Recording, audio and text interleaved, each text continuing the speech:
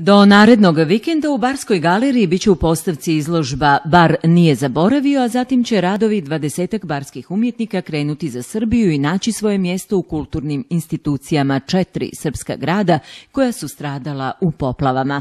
Bar i njegovi umjetnici željeli su i da na ovaj način pruže podršku i pokažu solidarnost sa ljudima u nevolji, sjećajući se i katastrofalnog zemljotresa 1979. godine, kada su istu takvu ljudsku i plemenitu podršku i sami dobili.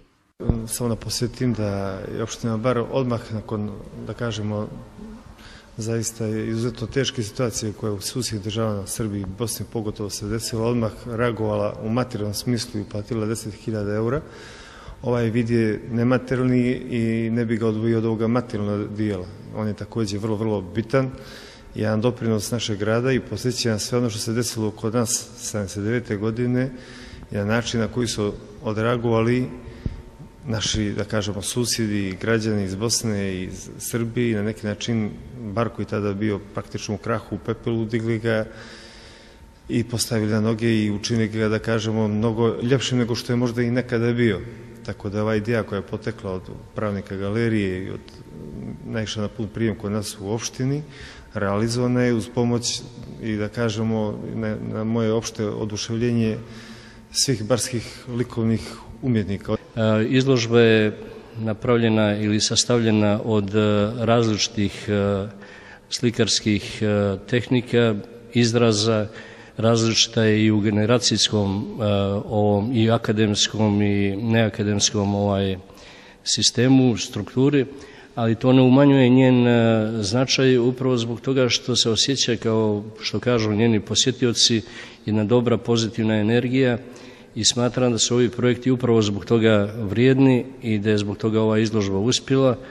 Umjetnici, među kojima su i Muharem Muratović, Snežana Samac, Jasmina Mistović, Ivo Gojnić, Vlado Iličković i mnogi drugi, odazvali su se i pružili najviše što mogu, svoje djelo. Smatram da je ovo jedan jako lijep gest što se tiče Bara i umjetnika iz ovog grada koji će se na ovaj način, na neki način zahvaliti svima njima koji su i nama pomogli, a smatram da će djela umjetnika iz Bara koji su se odazvali, dakle, sigurno uljepšati i makar stvoriti tu neku sliku humanitarnosti, prijateljstva, druženja. Koji si rad odlučio da pokloniš ovoga puta? Ja sam odlučio da poklonim jedan rad iz opusa, to su Senzacije sa Kube. Želim da, eto, makar dominiram tim nekim koloritom, toplim i veselim tonovima. Violeta, šta je vas motivisalo da se uključite u ovu svojevrsnu humanitarnu izložbu? Pa pre svega velika je iskrena želja, kao i želja iskrenost svih mojih kolega. Meni je zaista velika čast i drago mi je što sam učesnik ovakvog jednog donatorskog projekta pod nazivom Bar nikada nije zaboravio. Kao što i sami imate prilike da osjetite pozitivnu energiju svih ovih radova, pre svega oni nose jednu zajedničku poruku da se nikada ne ponovi i sigurna sam da će ova poruka trajno ostati u galerijama poplavljenih područja gde uskoro i odlaze svi ovi radovi.